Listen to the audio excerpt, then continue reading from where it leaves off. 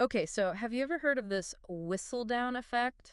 It's like, you know how in Bridgerton everyone gets like Yeah, so caught up in the drama and the gossip and all that, yeah. that it kind of leads them to make some seriously Oh, I see. questionable decisions, like economic choices. Yeah, I see what you're getting at. It's Yeah, like letting those kind of juicy scandals guide like government spending. Yeah. exactly.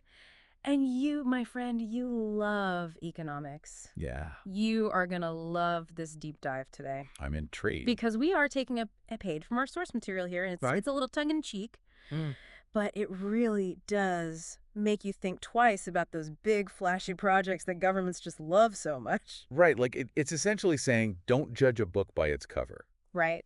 because sometimes those projects that sound the most impressive Yeah. have like the shakiest foundations when you actually get down to it. And our source material actually talks about this with Barbados. Okay. How Barbados often gets fixated on tourist arrivals. Right. So more bodies on the beach, more money in the bank. Right. See, I'm already skeptical Yeah, because the source highlights the importance of spending per tourist. right.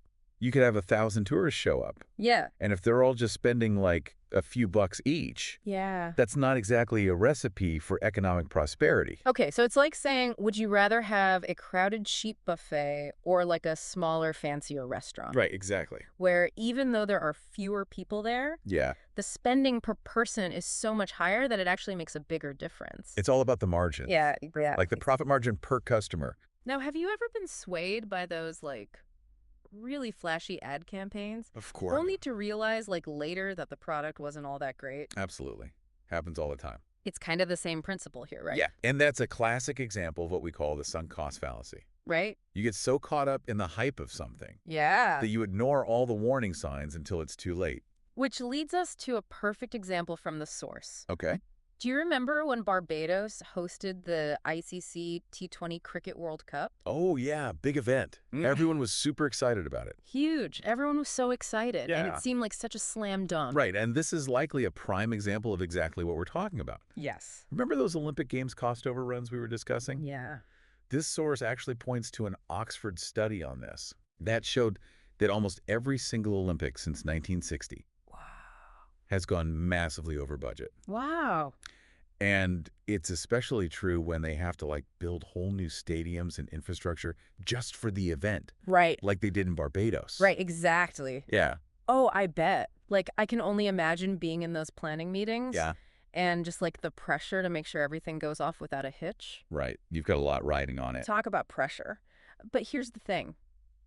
Even if the event happens and maybe it doesn't bring in as much money as they were hoping, Yeah.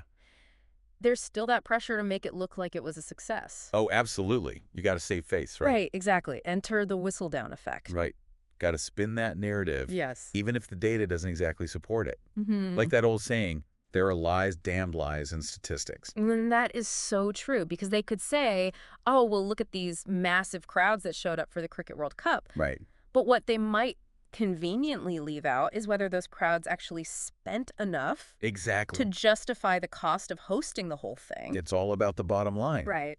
And, sometimes those numbers don't add up the way you want them to. And that's where the critical thinking comes in. Absolutely. Right. Our source reminds us you can't just believe everything you hear, Right. especially when it comes to these big events. Be a healthy skeptic. Yes. Question everything. So instead of blindly trusting all the lady whistledowns out there, Right. we need to kind of channel our inner economists Exactly. Put on your economist hat. and ask those tough questions. Yeah, like what's the opportunity cost here? Yes. What else could we have done with all those resources? Right. Was this really the best use of our money and time? It's like deciding between like a big vacation and buying a new car. Okay. Like a vacation sounds really fun. Yeah. But then you have to think about, okay, what's the long-term cost of that versus the benefit of having a new reliable car? Right. What's going to serve you better in the long run? Exactly. Tough choices. Tough choices. But going back to Barbados and these mega events, our source actually brings up a really interesting alternative. Okay. What if instead of these huge events, Yeah. they focus on smaller, more frequent ones? Oh, okay. So instead of putting all your eggs in one basket, Right.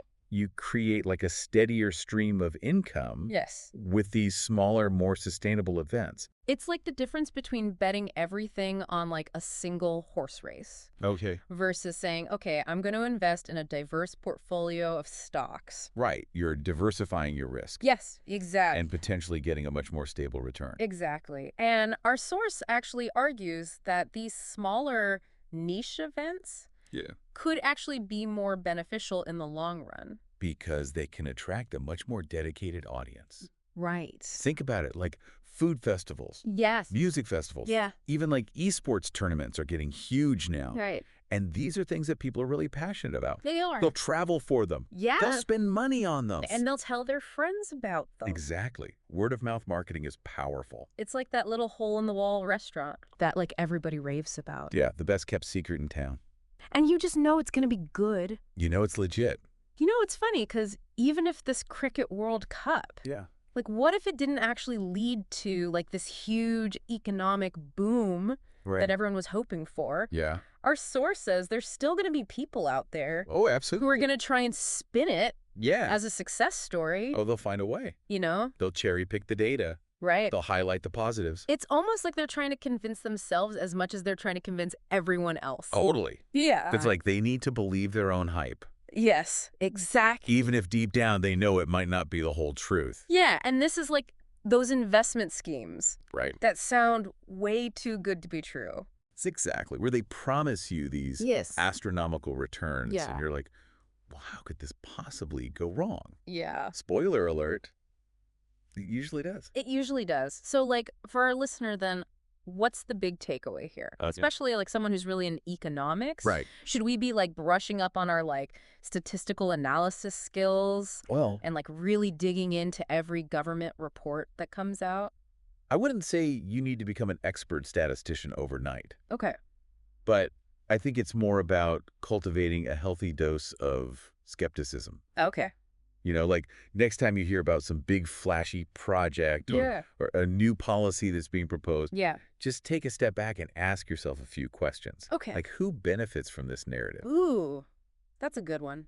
Right. Are they cherry picking data to support their claims? Right. Are they downplaying the potential downsides or risks? Interesting. Because once you start asking those critical questions, Yeah.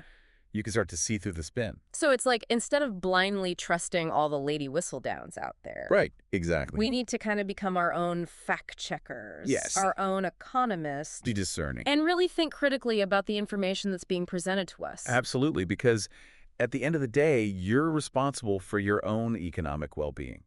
This has been so eye-opening. It's been a pleasure. I love how we can connect something like Bridgerton Right. to something like the complex world of economics. It's all connected. It's all about human behavior. It really is. Yeah. It really is. And it makes you wonder, like, where else is this Whistledown effect playing out in our lives? Ooh, good question. Right. I think that's something for all of us to think about. Definitely something to ponder. Until next time on our next deep dive. Looking forward to it.